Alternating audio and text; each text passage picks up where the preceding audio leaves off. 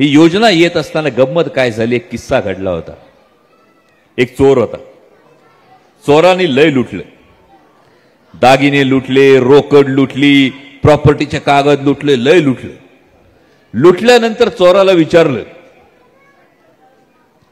ते सगळं मुद्देमाल परत कर. चोर काय ऐकायला तयार नाही. एकदा झालं, दोनदा झालं, लोकांसमोर चोराला बसवलं तरी चोर ऐकायला तयार नाही.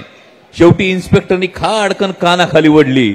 जशी कानाखाली वडली तशी चोराने घाईघाईने सांगितलं, हे दागिने तुमचे, ही रोकड तुमची, हे प्रॉपर्टीचे कागद तुमचे. आता चोर हा दातृत्व असणारा माणूस झाला का यश इन्स्पेक्टरचं आहे? हा, कुणाचं? आता तरी इन्स्पेक्टर कळला का?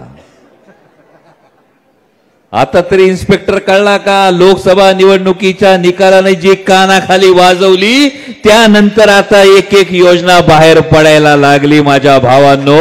आणि जेव्हा ही योजना समोर येतील, मगाशी कोणीतरी म्हणालं की लोकसभा तो सिर्फ झाकी है, विधानसभा अभी बाकी है. तसं नाहीये भावांनो, उलट आहे की या विधानसभा निवडणुकीनंतर विधानसभा भी झाकी है, दिल्ली का सरकार फिर बाकी है. ही गोष्ट लक्षात ठेवा. आणि जेव्हा ही योजना आली, या योजनेचं वास्तविकता काय?